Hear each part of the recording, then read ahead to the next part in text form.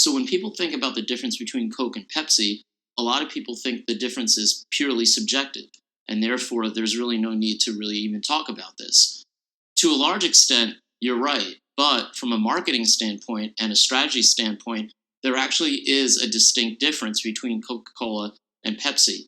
Now, to give you a little bit of clarity, I'm really talking about the two core beverages. I'm not really talking about the overall company strategies and their portfolio of products and portfolio of brands. That's a good conversation as well, but that would be for a different video. The main difference between Coca-Cola and Pepsi, the two bubbly soft drinks, has to do with how they're marketed, and it has a lot to do with their customer segments. Coca-Cola, being about 25 years older than Pepsi, has always been a little bit more broadly marketed. Yes, Coca-Cola has always had very famous and iconic commercials and lots of really great advertising campaigns, but Coca-Cola is really targeted more for a broader general audience. And it's really reflective in how they do their campaigns.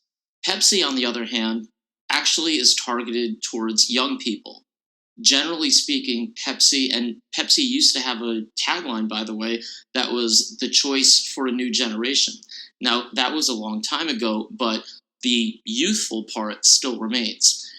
There's no real coincidence with the fact that most colleges and universities, not all, but most, will not have Coca-Cola available, and instead they'll have Pepsi. And you'll find this in the cafes across colleges. You'll find this in terms of the type of vending machine that they have, the Pepsi vending machines instead of the Coca-Cola vending machines. But this really has a lot to do with how they really target their segments. Of course, whether you like one versus the other in terms of taste, a little more sweet, a little less sweet, you can be any age at any time. There are no rules. But I am talking about how they're actually marketed and the customer segments and the target markets that they're actually going after. So now you know a little bit more behind the differences between Coke and Pepsi from a customer segmentation standpoint.